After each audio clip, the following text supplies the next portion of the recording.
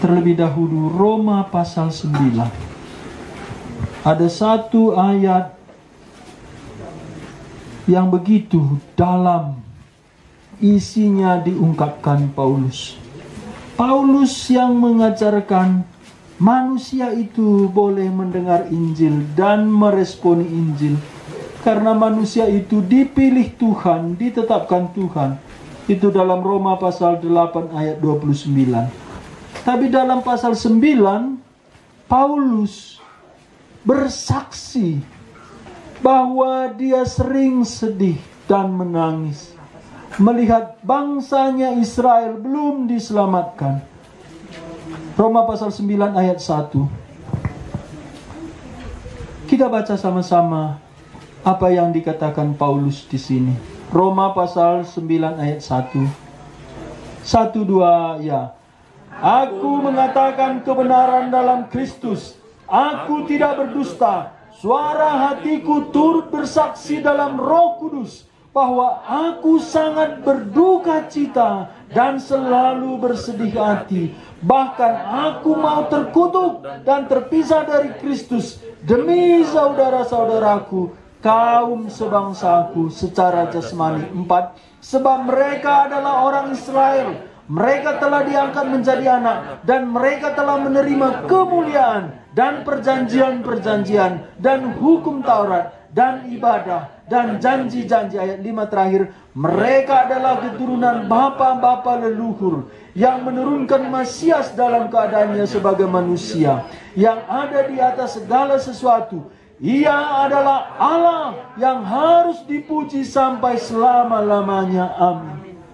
Paulus mengungkapkan isi hatinya. Orang mungkin bisa salah mengerti karena Paulus memegang ajaran manusia itu diselamatkan karena kasih karunia yang ditetapkan Allah.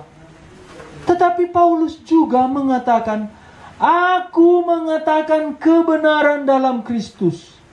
Aku tidak berdusta.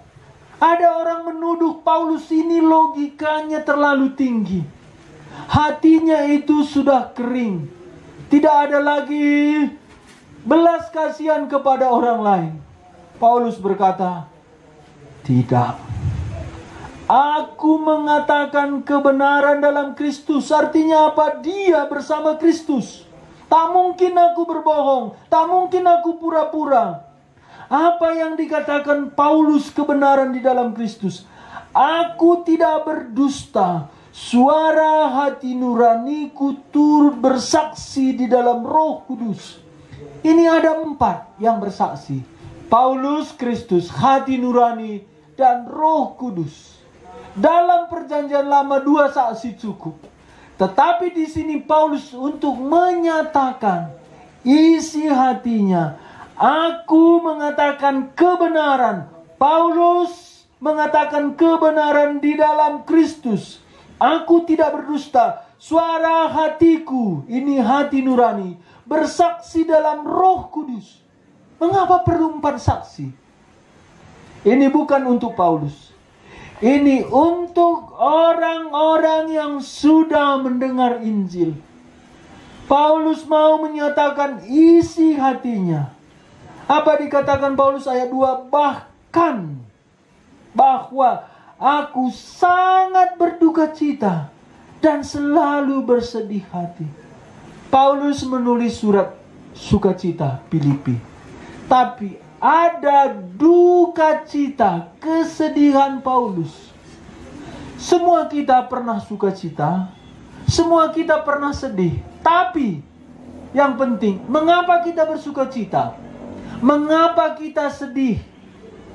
Paulus bersukacita dalam kesulitan. Bahkan dia bersukacita walaupun darahnya tertumpah. Itu dikatakan di surat Filipi. Tetapi di sini dia bersedih dan sangat berduka cita dan selalu bersedih hati. Ayat 3 ini sungguh sulit diterima, sulit dipahami. Seluruh manusia hanya 2 mengatakan ini.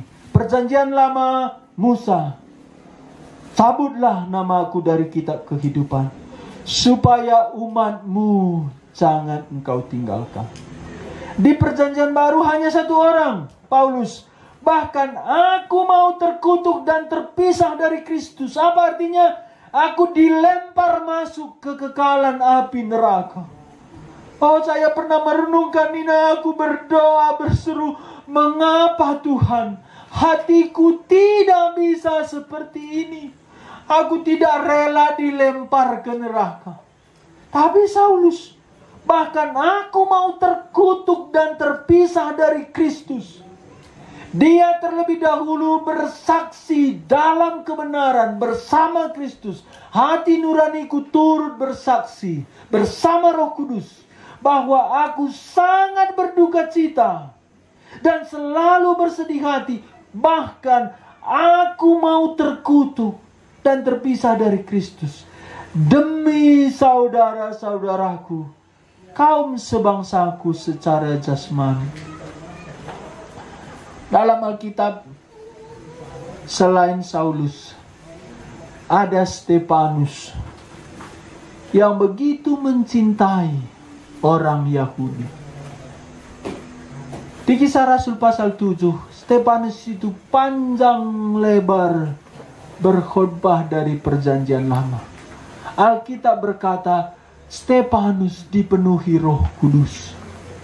Orang-orang mengejek dia terus menginjili.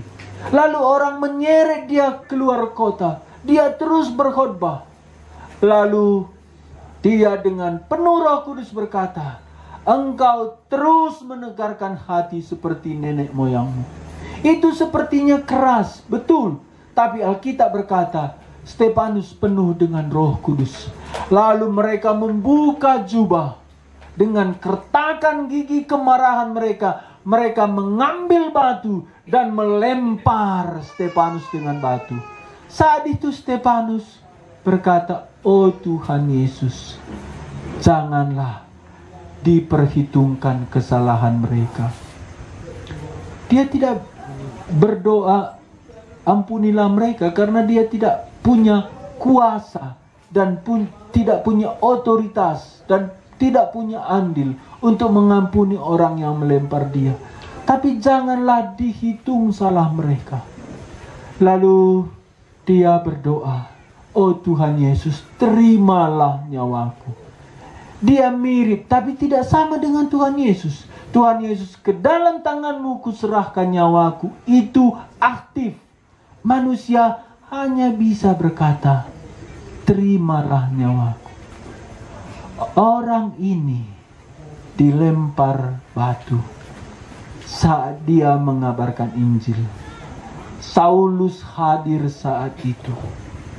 Saulus waktu dia di hadapan Raja Agripa, dia berkata, ketika hamba Tuhan, hambamu, oh Tuhan Yesus, Stefanus dilempar, aku di sana.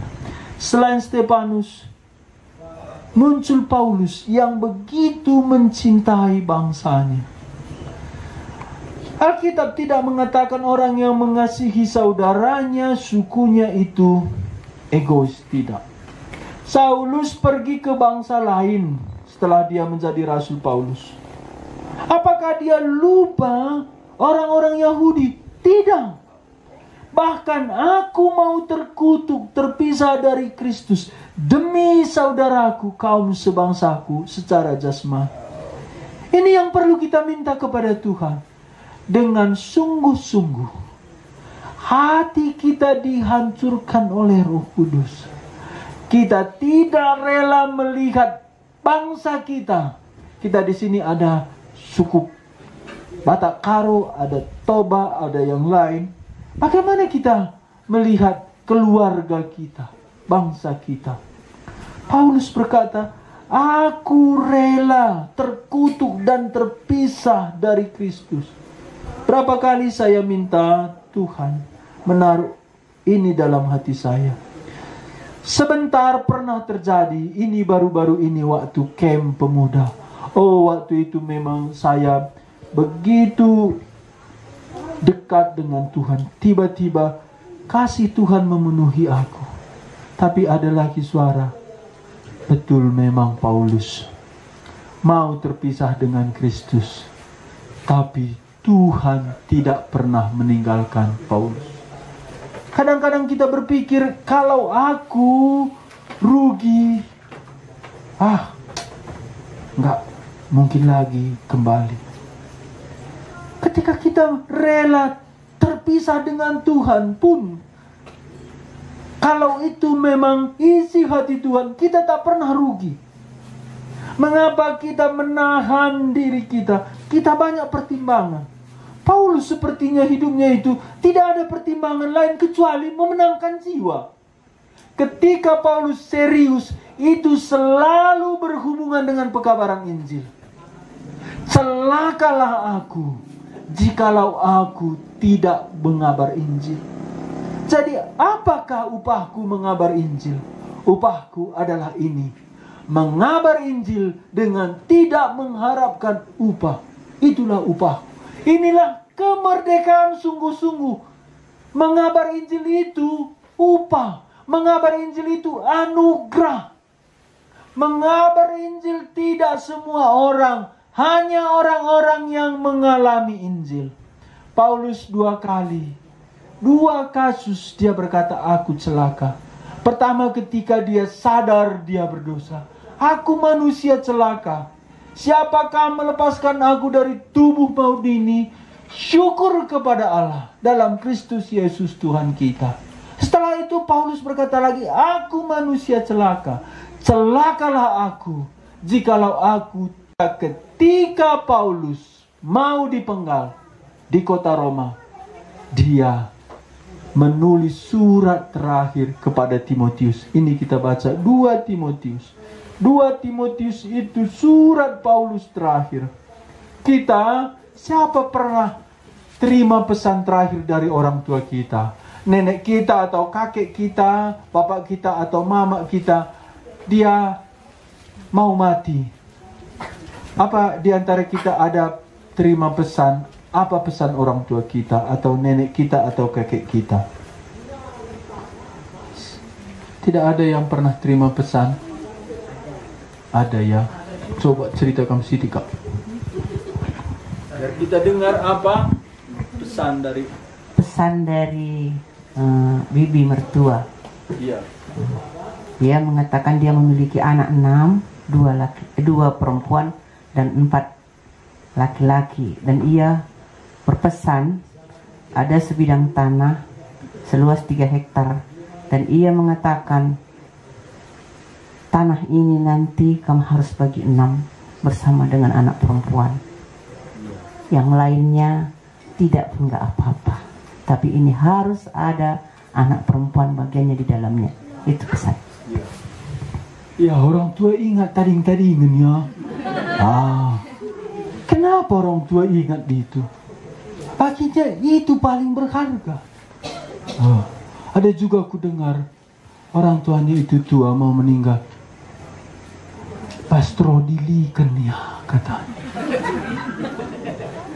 Goku pepulung mulai aku cari goku tama je katanya. Iya. Dalihan natulu di bawahnya itu disimpanlah situ emas. Dia udah sekarat, dia ingat dia di bawah dalikan. Kenapa itu dia ingat? Itu yang berharga. Kita semua sebelum hari itu mesti siapkan apa yang kita sampaikan sama anak kita. Bapak sudah ada apa? Belum dong. Anakku kan di sini nanti dia dengar. Tapi sudah aku simpan. Iya. Udah aku simpan apa yang mau aku kasih tahu. Betul, sungguh-sungguh. Waktu anak-anak umur 3,5 tahun pernah aku kasih tahu sama dia. Mungkin dia ingat, mungkin tidak. Tapi itu sekali lagi, jikalau Tuhan izinkan akan kusampaikan. Paulus dia berkata, Timotius anakku yang sah. Bagi Paulus, Timotius itu melampaui anak secara daging. Dia berkata, aku mengingat bagaimana engkau menangis. Oh, seorang anak rohani melihat bapak rohaninya pergi menangis. Kalau kita pergi, anak rohani kita berkata, puji Tuhan. Puji Tuhan. Celaka kita ya. Rumah kita pun gitu. Kalau kita pergi, papanya atau mamanya cocok, bapak ngelaus. Itu dipertanyakan itu. Dia pura-pura jangan pergi, padahal cepat. Paulus waktu pergi itu, Timotius nangis. Timotius sedih. Lalu Paulus tahu dia akan mati. Apa pesan yang dia sampaikan? Kita baca 2 Timotius pasal 4 ayat 1 sampai 8. Kita baca saja satu-satu ayat. Pertama kita baca ayat 1 sama-sama, kita semua. 2 Timotius pasal 4 ayat 1 sama-sama. 1, 2 ya. Di hadapan Allah dan Kristus Yesus yang akan menghakimi orang yang hidup dan yang mati, aku berpesan dengan sungguh-sungguh kepadamu demi penyataannya dan demi kerajaannya. Ayat 2, beritakanlah firman, siap sedialah, baik atau tidak baik waktunya, nyatakanlah apa yang salah, tegur dan nasihatilah dengan segala kesabaran dan pengajaran. Akhir hidup Paulus, dia berkata di hadapan Allah dan Kristus Yesus. Tadi hatinya itu sedih melihat umat Israel binasa ke neraka. Paulus, aku di dalam Kristus, hati nuraniku dan Roh Kudus turut bersaksi, aku tidak berdusta, bahwa aku sangat berduka cita dan selalu bersedih melihat kawan sebangsaku. Di sini pesan terakhir, di hadapan Allah, ini Allah Bapa dan Kristus Yesus yang akan menghakimi orang hidup dan yang mati. Paulus mau mati, nggak dia kasih tahu, ada jubahku, itu samamu ya. Enggak. Tadi katanya masih ada persembahan Timotius. Simpan, enggak. Tapi dia katakan apa? Di hadapan Allah dan Kristus Yesus yang akan menghakimi orang yang hidup dan yang mati. Paulus ini sangat peduli manusia itu dihakimi. Apa urusan Paulus dengan ini? Dia sebentar lagi dipenggal. Kenapa Paulus bilang, kayak mana lah ini sebentar lagi dipenggal? Orang yang mau dipenggal itu nggak ingat apa-apa. Dia sedang menghadapi maut. Dia terus bergumul, bagaimana peluru menembus kepalaku, bagaimana pisau memutuskan leherku. Paulus nggak peduli. Demikian aku tidak menghiraukan nyawaku sedikit pun. Jadi rahasia Paulus begitu mencintai jiwa sehingga dia tidak menghiraukan nyawanya.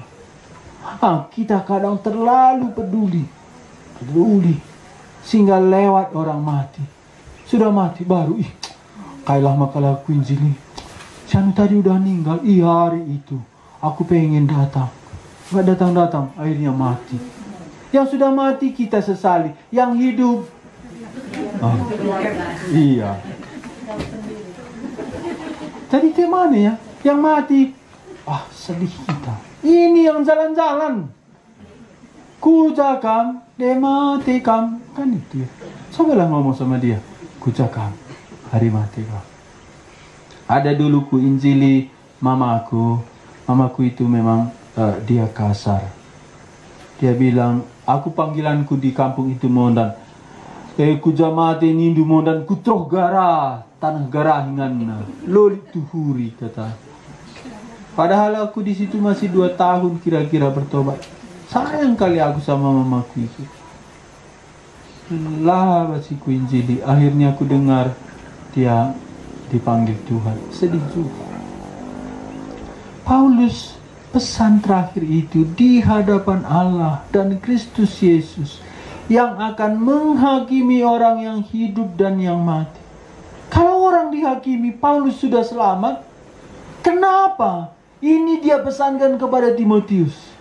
Ingat, karena ini isi hati Allah Bapa dan Yesus Kristus. Isi hati Allah di dalam Yesus Kristus. Dia tidak mengingini kebinasaan orang fasik. Paulus berkata, Kristus yang akan menghakimi orang yang hidup dan yang mati. Aku berpesan dengan sungguh-sungguh. Berpesan dengan sungguh-sungguh. Amin, amin, itu sungguh-sungguh. Aku berpesan dengan amin, amin kepadamu. Demi penyataannya dan kerajaannya. Demi Dia yang sudah menyatakan diri. Demi kerajaannya. Kerajaan Tuhan itu orang-orang yang hancur, yang rusak, yang berdosa dipanggil masuk. Paulus mengasihi jiwa. Paulus menghormati penyataan Tuhan, kerajaan Tuhan. Kalau begitu bagaimana? Ayat 2 kita baca sama-sama. 2 ya. Beritakanlah firman, siap sedialah, baik atau tidak baik waktunya. Nyatakanlah apa yang salah, tegurlah dan nasihatilah dengan segala kesabaran dan pengajaran. Beritakanlah firman, Injil. Siap sedialah, baik atau tidak baik waktunya. Ini bukan orang lain yang baik atau tidak baik waktunya. Ini setiap kita. Kapan waktu kita itu baik? Kapan waktunya cocok? Semua kita punya kesibukan. Yang guru siapkan materi, yang ke ladang mupuki lengkong, kan gitu ya. Apalagi yang berternak, itu weeknya sudah ribut. Mana sempat? Tidak pernah di sini orang lain yang dimaksud. Kita bisa 1, 2 macam, 3 macam. Kita buat alasan. Saya melatih diri tidak mengampuni diri lagi. Maksudnya bisa ku buat banyak kali alasan. Ini mengajarlah. Mengajar jadi dosen. Mengajar 2-4 jam. Dan Pak Gintung itu hebat juga. Dia buat sekolah panggil dosen. Karena dosennya ya Pak Ginting. Tapi lari gaji. Aku enggak apa-apa, tapi yang lain ini kayak mana nanti ini kupikir. Oh, Tuhan menyediakan, kupikir juga itu. Aku senang mengajar, betul. Aku hari menyerahkan diri melayani Tuhan. Enggak pernah kuharap. Makanya satu itu sering lupa persembahan. Iya, acara gitu lupa persembahan. Pulang pun gitu. Berapa kali orang kirim amplop. Amplop juga sangat sidah katanya. Karena di hadapan Tuhan cuma satu pergumulanku. Sampaikah isi hati Tuhan ku beritakan. Begitu. Jadi kalau mengajar itu siapkan materi pelajaran. Ya, siapkan. Aku kan mengajar dogma. Lalu khotbah lagi hari Minggu. Ada lagi pemuda. Ada lagi pelayanan ke sekolah. Sekolah itu 4 sekolah kita layani. Sekarang kuserahkan 2 sekolah untuk anak-anak kita, tinggal 2 sekolah. Dan lagi pelayanan Kutambeli. Kuliah lagi. Kalau kukumpulkan itu semua, bisa aku stroke gitu. Jadi bagaimana caranya? Aku tidak akan mengampuni diri.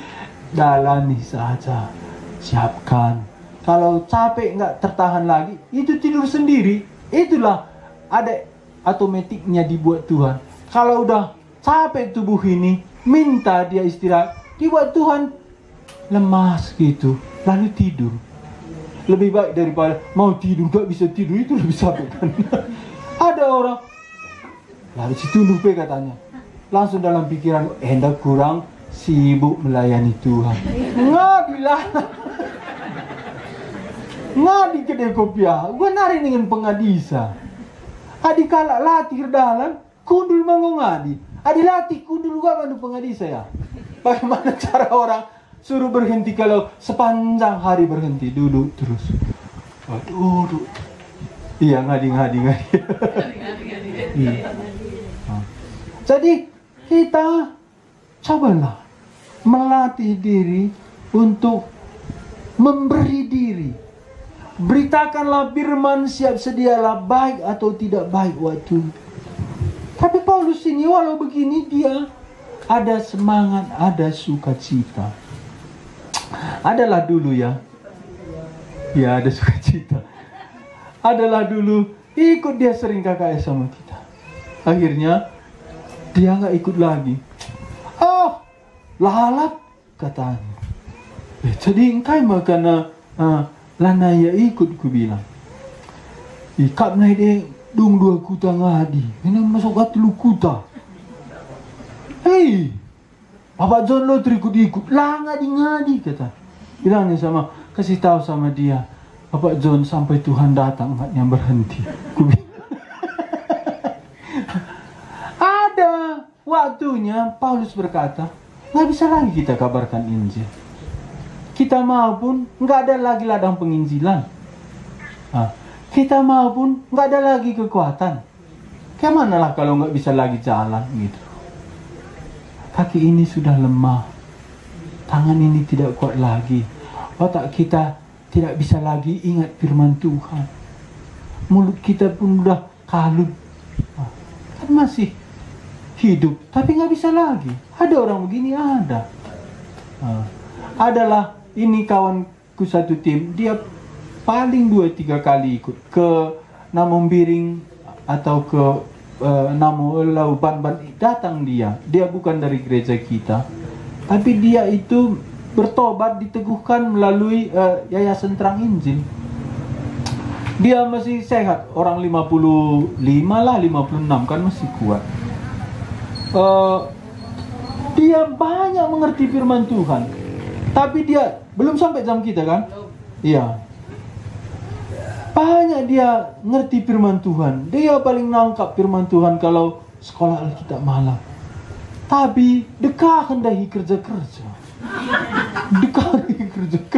Ya suruh beranai masih kerja-kerja. Lalu rendahlah tensinya.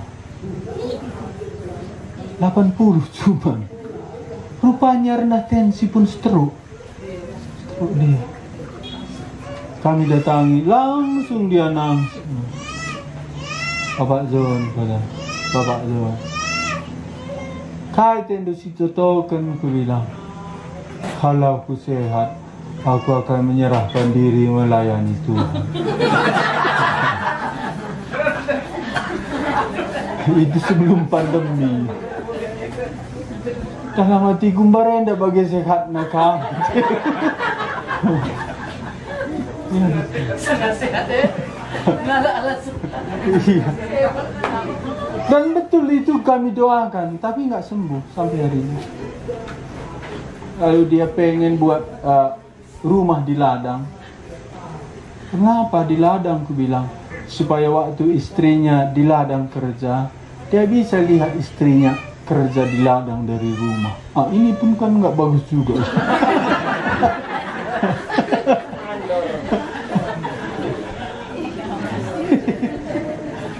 Kalau kayak gini, cuma GKMI Kuala, Antara, Tanjung Langkat, Siskala, habislah kita ini.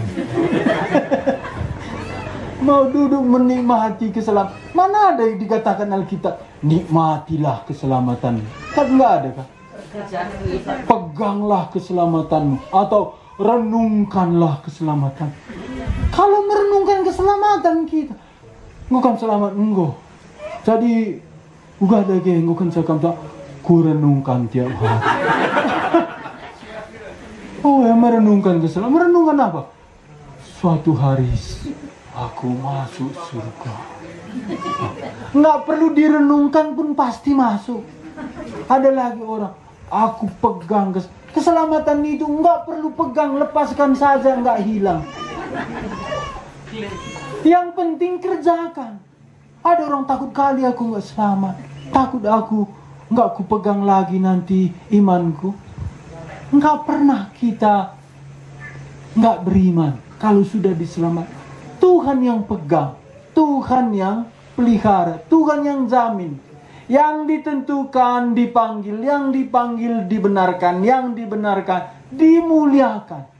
Roma 8 ayat 29. Tak mungkin baik hari ini besok, baik kematian, baik malaikat, apa yang terjadi di bumi dan di bawah bumi, tak ada satu pun yang sanggup memisahkan kita dengan kasih Kristus. Nggak perlu dipegang, nggak perlu direnungkan, nggak perlu kita khawatir. Tuhan sudah jamin. Dalam Kristus Dia yang memulai, Dia yang menggenapkan. Yang penting kita kerjakan. Kerjakan itu bagaimana? Baik atau tidak baik waktunya, beritakanlah firman. Beritakanlah firman. Coba Bapak Ibu perhatikan di mana Paulus itu serius berbicara. Itu selalu berhubungan dengan Injil. Dia berkata, aku tidak tahu apa-apa selain Kristus dan bagaimana Dia yang disalibkan. Hatinya itu Injil terus. Makanya kalau kita bertemu dengan Paulus ini nanti di surga, dia geleng-geleng kepala. Kenapa Bapak Paulus geleng kepala? Lihat, aku heran. Kalian itu lama melayani, cuma 2 yang diinjili. Paulus melayani gak lama. Dia itu meninggal kira-kira tahun 65. Dia tidak lama, tapi bisa hampir separuh perjanjian baru itu tulisan Paulus. Dia berkata, aku sudah mau menerima mahkota. Aku sampai garis finish. Aku memelihara iman itu. Dengan baik dia sampai. Ada sampai, tapi banyak itu rusaknya, banyak cacatnya. Paulus itu finishing well. Paulus itu dengan penuh sukacita, aku siap menerima mahkota itu. Sukses orang yang beriman, ini sukses. Apa sukses? Sampai garis finish. Sampai semua yang direncanakan Tuhan itu kita kerjakan. Paulus ketika dia hampir mau mati, pesan yang dia sampaikan, dia tidak cerita itu masalah yang lain. Ya tadi kakak pesan orang tua bagikan, itulah. Kok kakak kita kini kan kita sudah bertobat terima Tuhan Yesus. Pram, pula lupa ya kan. Bahan surat Jumata.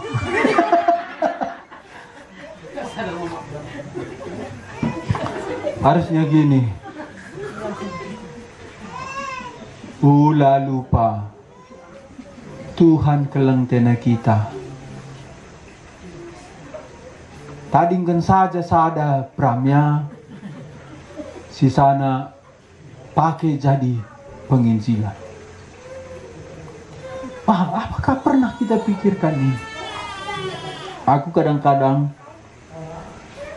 tidak mau cerita itu. Karena banyak yang bergumul tentang hidup ini, takut kali. Tapi kita nggak perlu takut, Tuhan terus pelihara. Yang penting kita mengerjakan apa yang Tuhan mau. Apa Tuhan mau di sini? Inilah yang dikatakan Paulus. Di hadapan Allah dan Kristus Yesus yang menghakimi orang yang hidup dan yang mati. Mengapa Paulus panggil nama Allah dan Yesus Kristus yang akan menghakimi yang hidup dan yang mati? Paulus ini kan orang Yahudi. Dia tahu Taurat. Jangan memakai nama Tuhan Allahmu dengan sembarangan. Dia tidak memakai nama Tuhan Allah itu dengan sembarangan. Paulus sangat mengerti Taurat. Tetapi di sini betul inilah isi hati Tuhan. Kalau kita bisa korek-korek inti hati Tuhan, itu Injil. Injil diberitakan. Banyak memang urusan gereja, ada orang token habis, itu memang masalah semua. Tapi yang paling inti itu Injil diberitakan. Ya, inilah isi hati Tuhan. Kita bacalah ayat 2 tadi ya. Aku senang di sini anakku supaya dia juga dengar. Iya, aku bersyukur dia berkata, aku mau ikutlah camp di Kuala katanya. Iya, orang itu senang didatangi. Ikut kau, aku bilang. Ayat 2 kita sama-sama 2 ya. Beritakanlah firman, siap sedialah, baik atau tidak baik waktunya. Nyatakanlah apa yang salah, tegurlah dan nasihatilah dengan segala kesabaran dan pengajaran. Iya, selain baik dan tidak baik waktunya, terus kita beritakan, nyatakanlah. Nyatakan di sini bukan menuduh salah orang lain. Dari hidup kita orang sadar hidupnya tidak baik. Saya itu berhenti ke kedai kopi 3 panah. Kalau aku di kedai, itu orang-orang pergi. Akhirnya, kulihat yang punya kedai itu susah. Di sana ada jackpot. Asal aku duduk di situ, orang-orang yang main jackpot itu pergi satu-satu. Pertama aku nggak sadar. Akhirnya sadar aku. Nggak lagi aku di 3 panah. Kedai Kabanjahe. Ada satu kedai di Kabanjahe itu nggak diizinkannya judi. Dan bapak itu kuinjili. Tapi tiba-tiba dia meninggal. Sedih kali aku. Dengar dia meninggal itu sampai jam 4 pagi aku nggak tidur. Itu persis di depan kantor pos Kabanjahe. Suatu hari dia beli mobil baru. Ada lagi kawannya beli mobil. Iya, ini orang-orang penting di Tanah Karo. Lalu mereka itu udah bisik-bisik. Udah lama dia bisik-bisik datang aku. Lalu panggilnya, kami dari tadi sudah bisik-bisik. Ngomong dua-dua katanya. Apa yang kalian bicarakan? Ku bilang, bagaimana kita ini? Kami bilang katanya. Kita diberi karunia cari uang, tapi tidak bisa menikmati. Kami bilang, bagaimana itu? Katanya sama aku. Bagaimana Kin? Pegangnya lah kunci mobilnya itu. Satu mobilnya itu Fortuner, satu Pajero Sport. Satu-satu dia pegang kunci itu. Lalu bilang, kayak mana lah kami ini? Dikasih Tuhan karunia untuk beli barang, tapi nggak kasih Tuhan karunia untuk menikmati. Kan menurut lu kayak gitu katanya. Enggak, aku bilang. Jadi bagaimana katanya? Tuhan Yesus berkata, damai sejahtera ku berikan bagimu. Jadi apa katanya? Kalau Tuhan Yesus tidak memberi damai sejahtera, apapun kita miliki enggak sejahtera, aku bilang. Salah satu bapak itu, puji Tuhan aku sudah dapat jawabnya. Dia catat itu sampai hari ini asal kami ketemu. Dia hormat. Tapi yang satu ini hari Sabtu malam itu jam 1 pagi. Ini masih baru kira-kira 3 bulan. Tiba-tiba dipanggil Tuhan. Tapi pindah kedaiku dari 3 panah ke Kabanjahe. Memang jarang juga ke kedai kopi. Itu tadi. Asal aku duduk di kedai kopi, simpaninya semua buku-bukunya itu, buku mimpi, buku apa di situ. Dan berapa kali, ini bukan untuk apa-apa ya, heran aku. Kamu hamba Tuhan ya kata. Gue dari mana kamu tahu? Dari tadi, kupikir gitu katanya. Gitu. Jadi ada hidup kita itu menerangi hidup orang. Nah, dunia ini kan kita sering berkaca kan. Kemarin saya singgung kaca. Anak remaja sering berkaca. Orang berdosa ini perlu kaca. Tapi nggak usah kamu beli kaca di pasar itu, kaca gitu ya. Kacana. Lihatnya hidup kita, dia langsung tahu bagaimana hidup dia. Ini yang dimaksud Paulus, nyatakanlah yang salah. Jadi kita benahilah hidup kita begitu. Memang kita tidak sempurna, tapi biarlah kita membenahi hidup kita supaya di mana kita, orang lain sadar dia itu perlu bertobat. Inilah beritakan dari hidup kita, dari bicara kita, dari pesan yang kita sampaikan, orang bisa sadar dia butuh Injil. Ya, kalau orang itu tidak merasa butuh, nggak bisa juga kita kabarkan Injil. Makanya Tuhan Yesus berkata, kamulah garam dunia. Garam itu coba letakkan di lidah. Kita pengen minum air. Jadi kalau orang susah dia dengar Injil, cobalah pikirkan bagaimana dia supaya haus Injil. Salah satu yang dicari manusia di bumi ini, sukacita. Makanya tadi, sukacita melayani Rajaku. Kayak mana tadi? Bahagia, bahagia melayani Rajaku. Betapa bahagia. Bahagia min kita, kan? Dunia ini nampaknya, oh, kami tidak bahagia. Suatu hari ada satu keluarga. Orang ini dulu ya, berlayar dari Eropa mau menuju China. Lalu anak dari keluarga ini tiba-tiba panggil papanya. Papa, semangat kali anaknya. Apa nak katanya? Aku melihat Yesus. Oh, di mana kamu melihat Yesus? Aku melihat Yesus, Pak, cepat Pak. Kita satu kapal sama Tuhan Yesus. Oh, mana pula ada Tuhan Yesus? Iya Pak, coba lihat. Nah, dia tunjukkan orang. Itu Pak Yesus. Oh, dia lihat itu. Gelombang. Itu Yesus kan? Bukan. Tapi dia mirip Tuhan Yesus. Oh, mirip Tuhan Yesus, bukan Yesus Pak? Bukan. Ayo Pak, kita ngomong sama dia. Lalu papanya ini coba dekati orang yang dikasih tahu anaknya ini Tuhan Yesus. Perkenalan. Lalu sampailah dia pergi kemana. Lalu orang ini jawab, aku pergi ke China untuk kabarkan Injil. Aku sudah lama menanti pergi ke sana. Dan Tuhan sudah memberi kesempatan. Aku akan tiba ke sana. Oh, lalu papanya bilang sama anaknya, betul nak, dia mirip Yesus, tapi dia pergi mengabarkan Injil Tuhan Yesus. Ya, sukacita. Dunia ini kehilangan sukacita. Orang Amerika katanya ya, 40% itu minum obat tidur baru bisa tidur.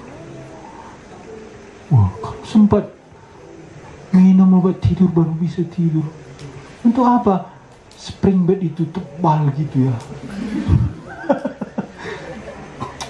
Aku waktu nonton film Noh itu terus ku ingat, Noh itu di atas senggala itu jerami.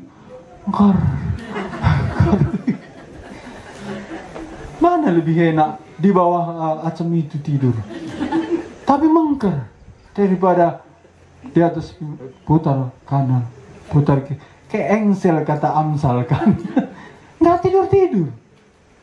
Nah, kalau kita tidak mengasihi Tuhan, damai sejahtera hilang.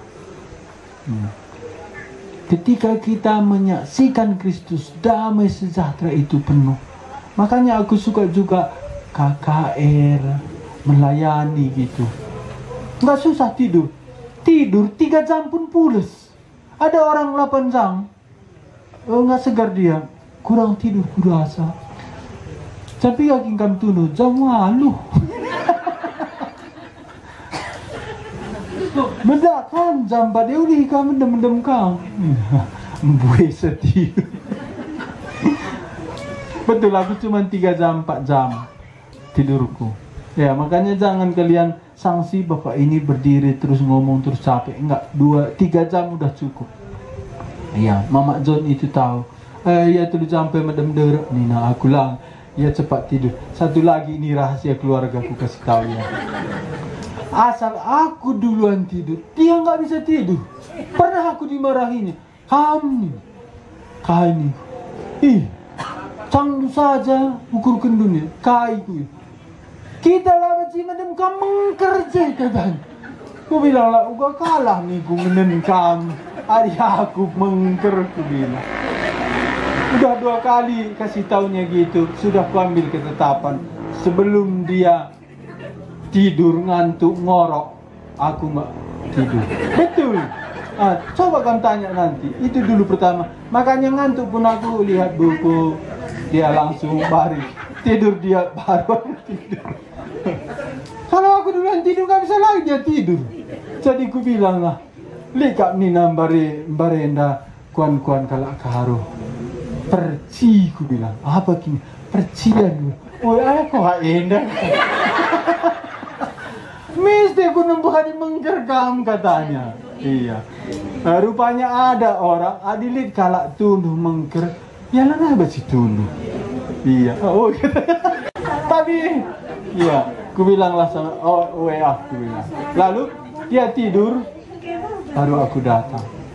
Tapi kalau aku belum bangun, dia ngerti juga.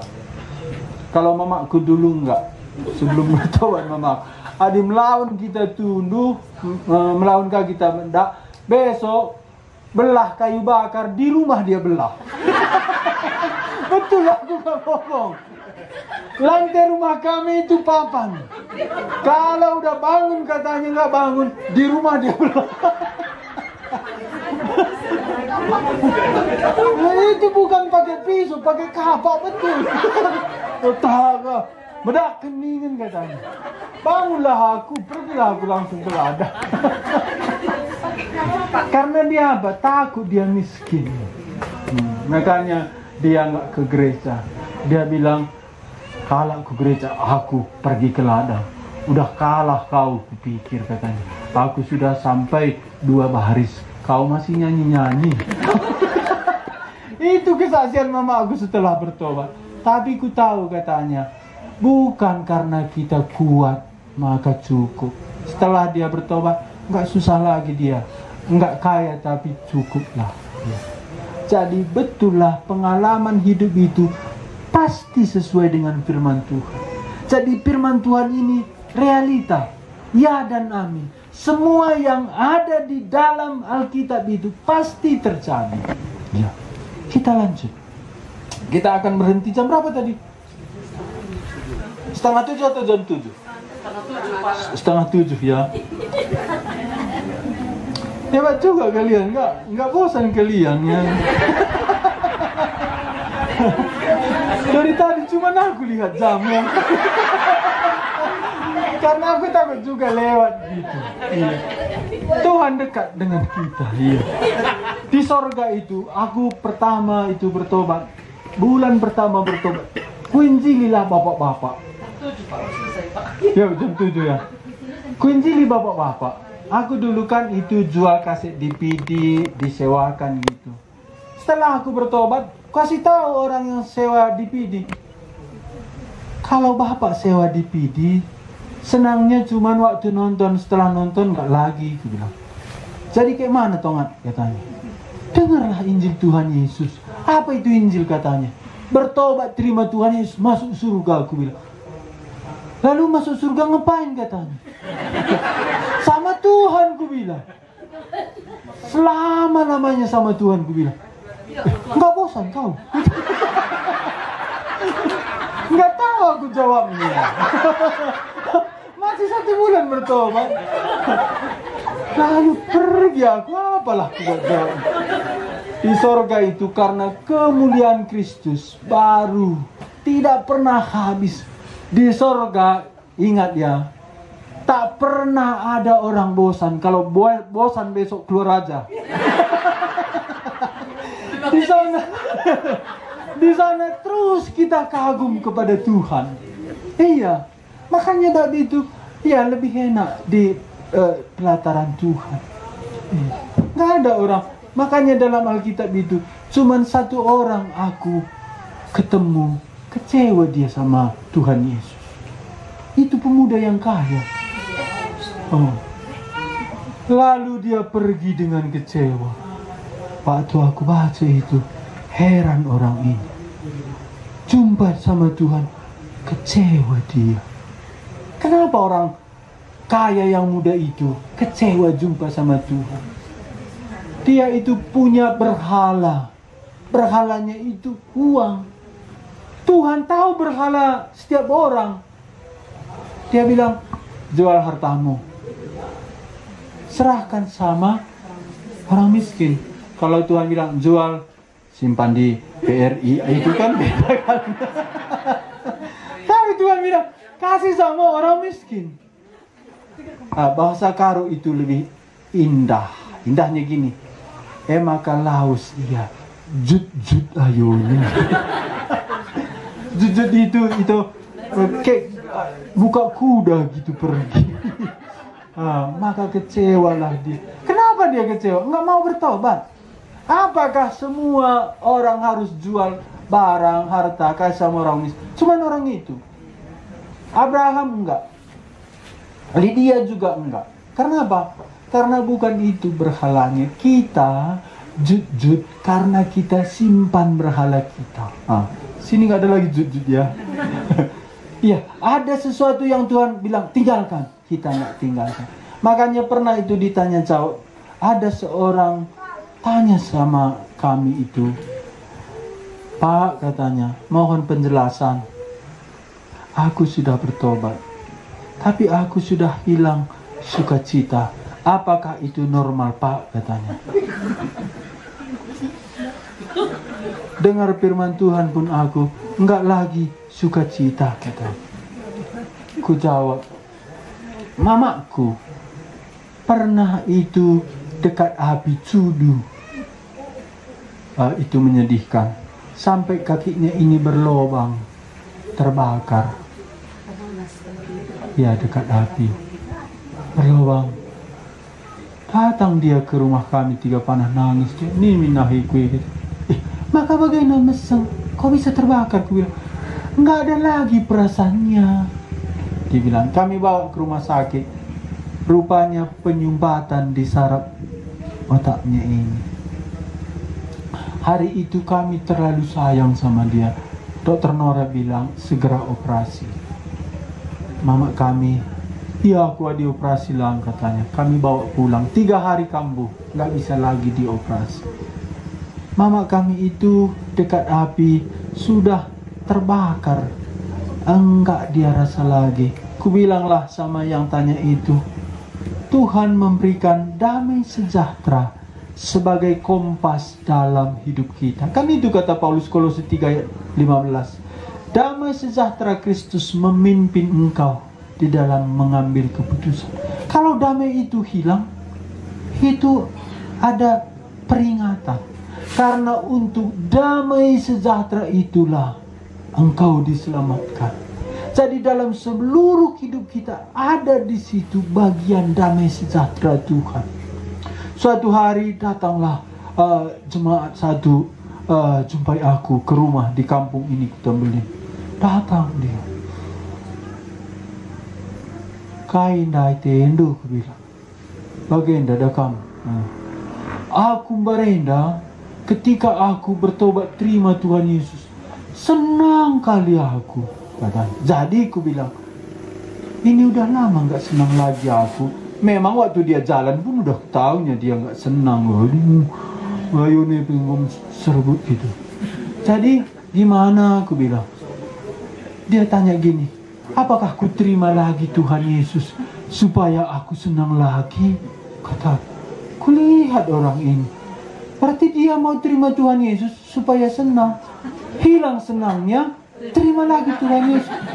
Ku jawablah dengan hikmat. berdoa aku, Tuhan beri aku kesabaran gitu. Karena sama Tuhan ini perlu juga sabar.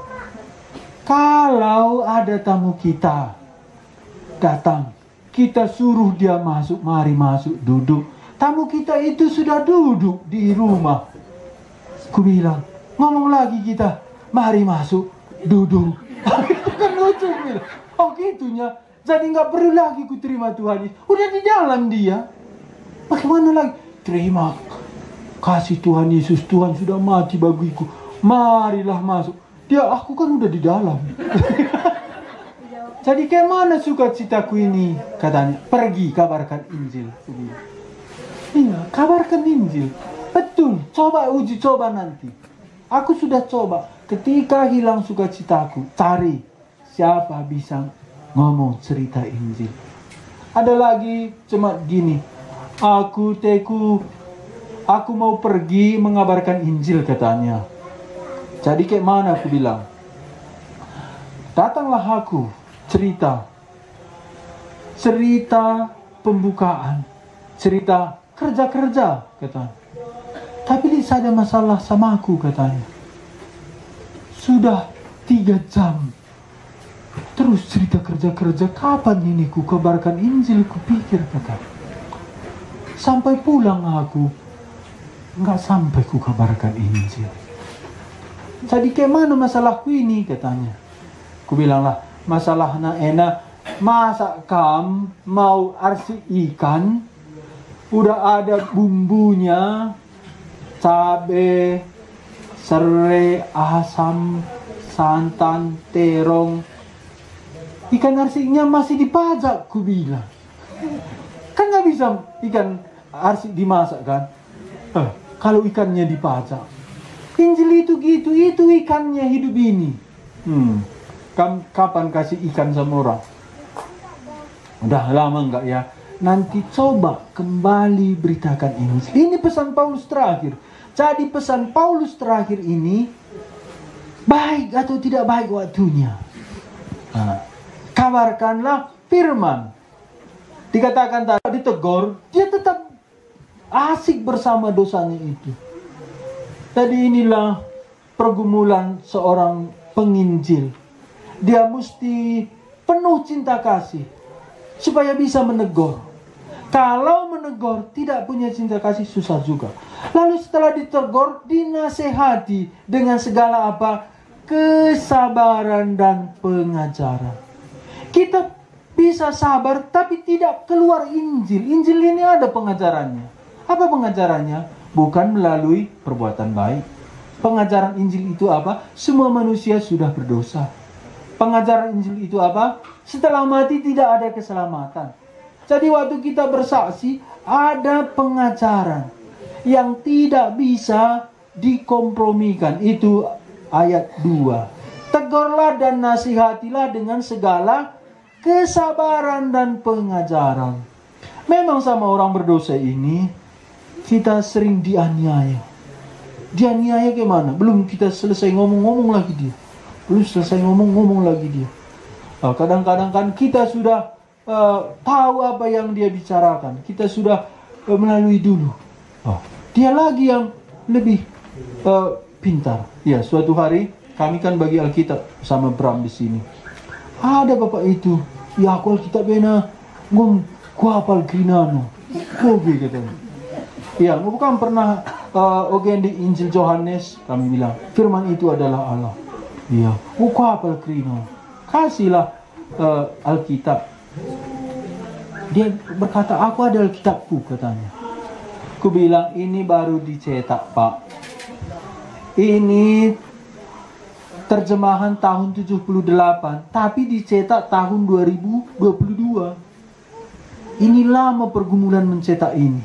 Ini kami minta kepada Lembaga Alkitab Indonesia, cari masternya. Ketemu. Dia mau cetak. Oh, begitunya katanya. Lalu aku bilang, ini langsung diterjemahkan orang Belanda dari aslinya. Oh, mulailah dia pegang gitu. Sudah turun sedikit apanya itu. Ku tahanlah diriku. Coba buka Injil Yohanes Pak. Oh, Injil Yohanes kan perempuan langsung bukanya ke belakang. Percaya kamu udah hafalnya Alkitab. Makanya perlu kesabaran. Kalau enggak kan bisa gue bilang, tadi iya. Kan perlu sabar kan. Makanya Tuhan ampunilah aku gitu, bukan dia aku. Perlu sabar kita. Habara datang lagi. Pernah juga di atas bus ketemu sama ibu-ibu. Ini ke Barung Kersak. Aku kabarkanlah Injil sama ibu ini sebentar lagi. Kupikir mulai ya dulu. Kamu mau kemana anakku katanya? Ke Barung Kersak. Dulu kami sama Pak Suruhan sering kabarkan Injil. Ngapain kamu ke sana? Aku penginjil perberita si meriah. Bi, ku bilang. Oh, nak ku kai pelo podali dah ini dah. Gelaman. Masih bisa kamu cari kabarkan Injil. Wah.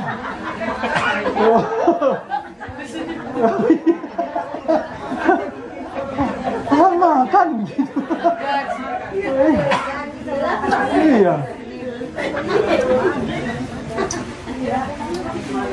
Nggak ku kasih tahu. Ladang bapakku luas, nggak ku kasih tahu gitu kan. Cuman aku anaknya sendiri laki-laki. Nggak ku kasih tahu gitu, tapi itu tadilah dunia ini kita menghadapi. Tapi ku cobalah pelan-pelan lagi ngomong sama dia. Inilah perlu kesabaran. Kalau sudah gini, lang-lang. Gitu kan. Perlu kita sabar. Tuhan, taruhlah cinta kasih-Mu. Iya. Hanya orang itu, dia nggak tahunya apa-apa tentang Alkitab. Dia katakan ini. Mesti juga kita sebagai pendengar yang setiawan kan gitu. Oh gitu ya. Akhirnya pelan-pelan ku kasih tahu, lama kamu pendeta katanya. Lah bu, saja aku sekolah pustaka. Oh, saja kamu melayani. Ije.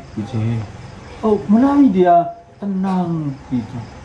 Menanti ini perlu kita sabar. Iya. Ada juga itu asal kita dekat sama dia, terus buatnya masalah. Syanu katanya itu ke gereja, dia pun gitunya. Kita lah bilang. Tapi dia terus bisa mencari jalan untuk menyudutkan kita. Inilah yang dimaksud Paulus itu sabar. Tapi sampai pengajaran itu kan bisa juga kita sabar. Oh, nggak kita sampaikan. Iya, sabar tuh sampai datang berita cedera hati.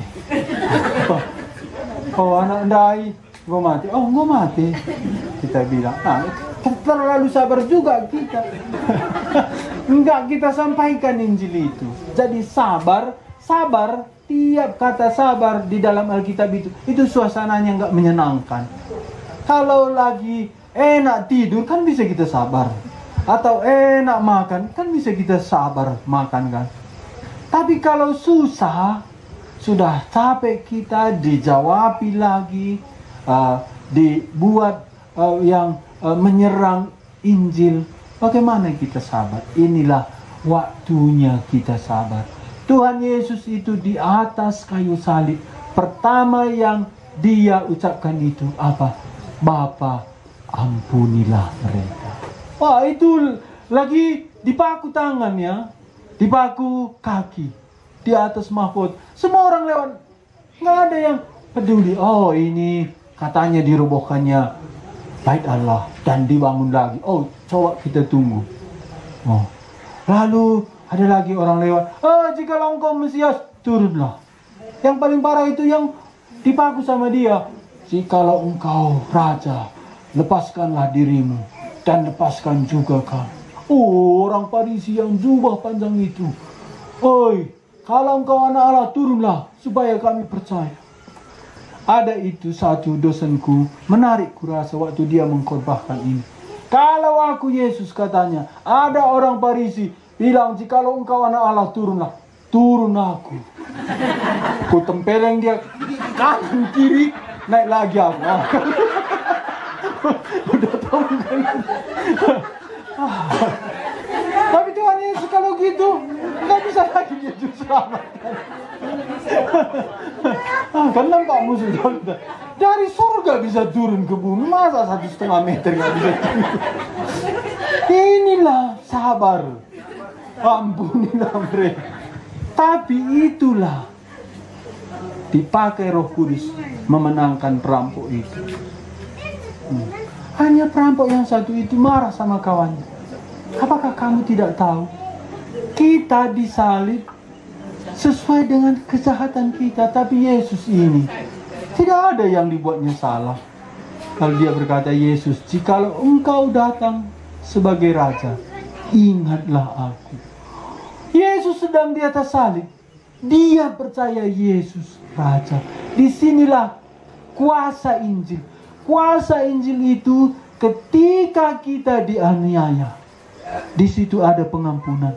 Mengapa Tuhan langsung berdiri ketika Stefanus berdoa, janganlah hitung kesalahan mereka. Di situ satu-satunya dalam Alkitab Yesus berdiri menghargai umatnya. Dan setelah itu, pasal 9, Tuhan Yesus turun dari surga. Dia langsung temui itu Saulus, yang saat Stefanus dirajam dengan batu, Saulus ketua menjaga jubah para imam itu. Tapi waktu Stefanus berdoa, Tuhan Yesus, jangan hitung salah mereka. Di situ kuasanya.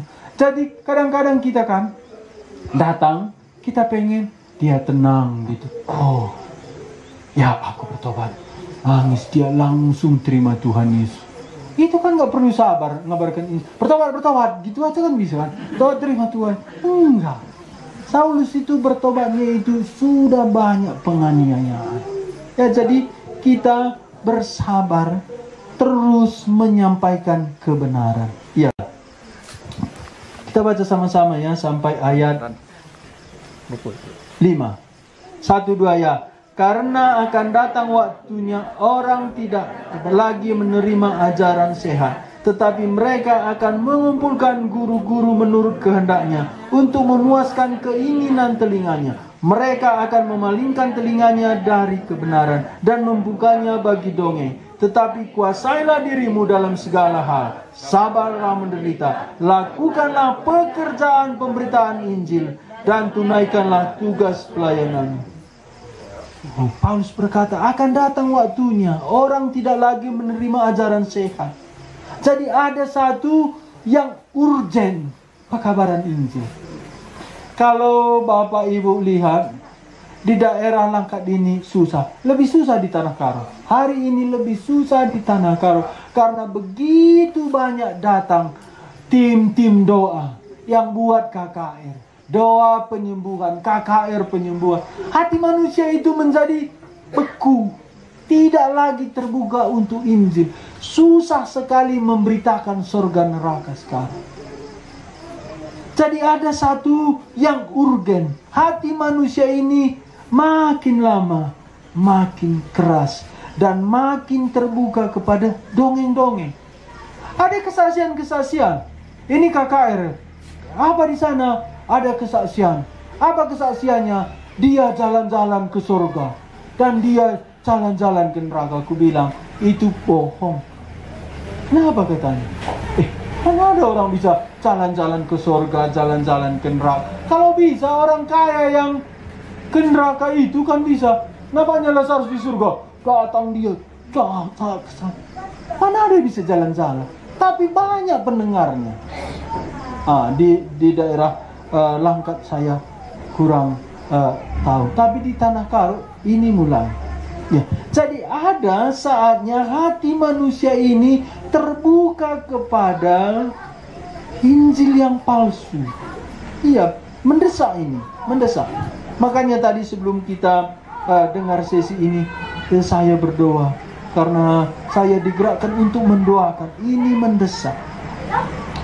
Karena ada waktunya orang tidak dapat lagi menerima ajaran sehat, tetapi mereka akan mengumpulkan guru-guru menurut kehendaknya untuk memuaskan keinginan telinganya. Ayat 4. Mereka akan memalingkan telinganya dari kebenaran. Kalau kita bilang upah dosa maut. Aku pernah bagikan itu film Tuhan Yesus Injil Lukas. Ku kasih sama dia. Tahu kan jawabnya? Endama Yesus yang disalib itu katanya. Iya, aku bilang. Yang ada diputar di TV dulu katanya. Iya, aku bilang. Yang lain lah katanya. Yang mana? Yang ada lompat-lompatnya katanya. Maksud Bapak, aku bilang. Yang Tuhan Yesus lompat-lompat buat mujizat katanya. Maksud apa, aku bilang. Ya entah pendeta situ cerita Tuhan Yesus buat mujizat katanya. Ini ada Tuhan Yesus buat mujizat, tapi nanti terakhirnya dia mati. Mati disalib, tapi bangkit. Itu sudah ketinggalan zaman katanya. Kalau itu ketinggalan zaman, manusia itu yang ketinggalan zaman. Tuhan tidak pernah ketinggalan. Masa Tuhan ketinggalan zaman? Kita yang hilang ke neraka kalau kita menolak berita Injil, kematian dan kebangkitan Kristus. Inilah makanya Paulus desaknya Timotius ini urgen. Dikatakannya ayat 5, tetapi kuasailah dirimu. Ya, kita perlu menguasai diri dalam segala hal. Artinya kita tidak bisa hidup sembarangan. Supaya kita bisa menyaksikan Kristus, kita tidak bisa hidup sembarangan. Kuasailah dirimu dalam segala hal. Sabarlah menderita. Ulangnya lagi, sabarlah menderita. Sabarlah menderita. Ya, ada penderitaan. Lakukanlah pekerjaan pemberitaan Injil. Paulus hatinya itu kabarkan Injil. Dan tunaikanlah tugas pelayananmu. Mulai ayat 6 masuk Paulus tentang dirinya. Kita baca sama-sama ya. 1, 2 ya. Mengenai diriku, darahku sudah mulai. Dan saat kematianku sudah dekat. Mengenai diriku, darahku sudah mulai dicurahkan sebagai persembahan dan saat kematianku sudah dekat. Ini dikatakan Paulus, dia mengatakan itu dengan sukacita.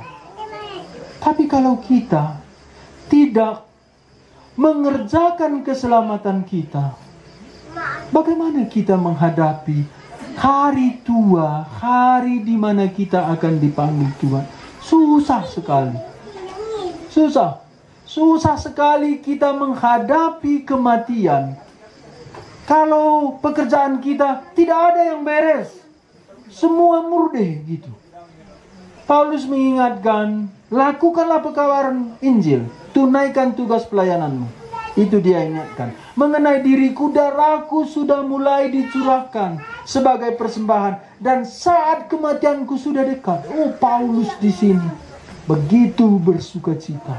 Dia sudah sampai di garis finish, tinggal penggal akan berjumpa dengan Tuhan. Aku telah mengakhiri, kita sama-sama baca ayat 7 ya, ini enak sekali ini, manis. 2 ya, aku telah mengakhiri pertandingan yang baik dan aku telah mencapai garis akhir dan aku telah memelihara iman. Ayat 8. Sekarang telah tersedia bagiku mahkota kebenaran yang akan dikurniakan kepadaku oleh Tuhan, Hakim yang adil pada harinya. Tetapi bukan hanya kepadaku, melainkan juga kepada semua orang yang merindukan kedatangannya. Kepada orang di Kuala, di Tanjung Langkat, di Sesekala. Tempat-tempat ini di antara Paulus berkata, bukan aku saja, tapi semua orang yang menanti kedatangan. Ini yang kita nanti. Kalau tidak ini, apa yang kita nanti? Tidak ada yang lebih manis menanti bagaimana Tuhan memberikan sukacita, hadiah kepada kita pada hari kedatangan. Firman Tuhan sesi kelima ini sampai di sini. Kalau masih ada yang tanya satu boleh. Dalam firman Tuhan ini, Paulus mau hampir mati, diingatkannya Timotius. Baik atau tidak baik, kabarkan Injil. Paulus sendiri mengaku, aku sudah sampai garis finish. Inilah yang paling indah. Kita akan pulang, tapi kita bilang sama keluarga, sama jemaat, aku sudah sampai garis finish. Aku sudah memegang iman itu. Kubilanglah sama anta, sampai jumpa di surga anta. Aku sudah memegang iman itu. Aku sudah siap menerima mahkota. Ku kasih tahu lagi sama anakku, Papa pulang. Aku sudah pegang iman. Oh, inilah yang paling indah ketika kita sudah diselamatkan Tuhan. Kita nyanyi melayani Rajaku. Setelah itu kalau masih ada yang mau share, tanya boleh.